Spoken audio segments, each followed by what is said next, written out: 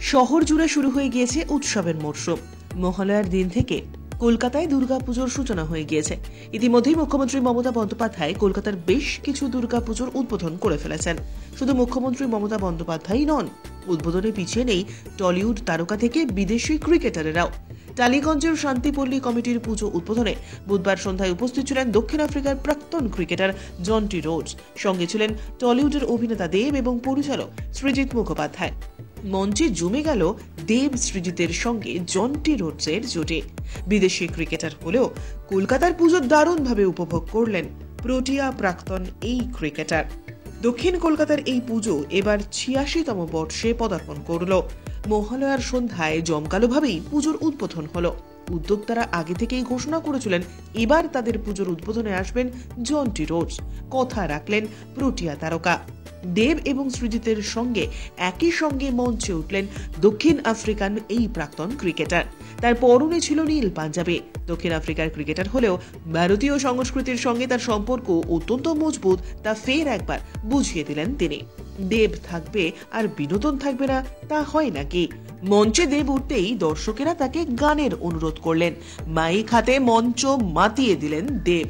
তার পিছনে দাঁড়িয়েছিলেন প্রোটিয়া প্রাক্তন ক্রিকেটার, কিন্তু তিনিও যে কোনো অংশে কম যান না তা মাইক হাতে নিয়েই বুঝিয়ে দিলেন। প্রথমেই তিনি ধন্যবাদ জানালেন অভিনেতা দেবকে, এরপরই বাংলায় নমস্কার বললেন জন্টি রোডস। কলকাতার পুজো উদ্বোধনে এসে ক্রিকেট নিয়ে কথা বলবেন না, তা হয় নাকি? তবে বর্তমান ক্রিকেট নয়, জন্টি ফিরে গেলেন তার অতীতের স্মৃতিতে।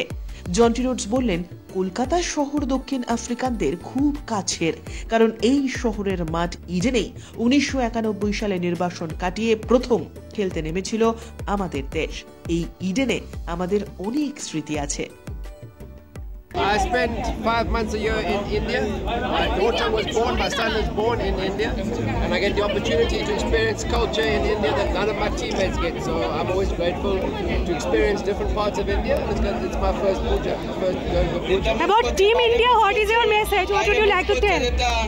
That's why I'm wearing blue. They're the number one team, Team India. Big fan. শান্তিপল্লীর 86 year complete হতে চলেছে, তো এটা খুব গর্বের। আর এই শান্তিপল্লীর এই যে সমস্ত মানুষের সহযোগিতা ছাড়া এত বড় কাজ করা সম্ভব না।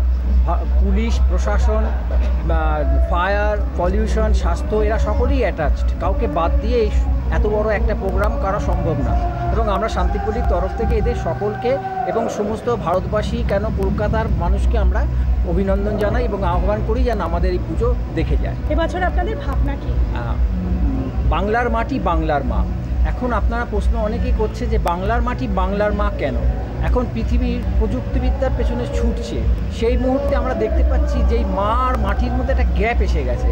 আমরা চিন্তা করে দেখলাম এটাকে যদি মানুষের কাছে আরও কাছাকাছি নিয়ে আসা যায় কেমন হয়। তো সকলের আশীর্বাদে আমরা খুব সুন্দর উপস্থাপনা করতে পেরেছি। বিশেষত আমি একটা কথা বলি, আমাদের দক্ষিণ কলকাতার কালীঘাটে একটা নিজস্ব শৈলী আছে শিল্পকলার। আমরা আমাদের এই চিত্রকলার ভেতরে তার একটা প্রভাব ফেলতে পেরেছি এবং এটা খুব আনন্দের যে আজকের দিনে এই মা মাটি মানুষকে আমরা জনগণের কাছে নিয়ে এসেছি। এবং সকলকে বলবো আপনারা সকলেই সকলের মা মাটির কাছাকাছি থাকুন এবং আনন্দে থাকুন। মা মানে তো মাই, সুতরাং মাতৃজাতিকে যদি তার কোনো অপমান হয় সেটা নিশ্চয়ই সহনশীল নয়। কিন্তু তার জন্য যে যেখানে আছে, যে ঘটনা যেখানে ঘটছে সেটা সেই জায়গাটা একটা সীমাবদ্ধতার মধ্যে আছে। পুজোর মধ্যে এটা আমি মনে করি পুজোর মধ্যে এটা ইনভলভ না হওয়াই ভালো। কেন আমরা তো জাস্টিস নয়, জাস্টিস চলছে, চলবে, সংগ্রাম চলছে, চলবে এবং এটা আরও দূর এগিয়ে যাক।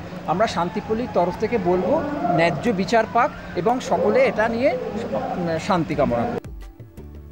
Bureau report, channel 10।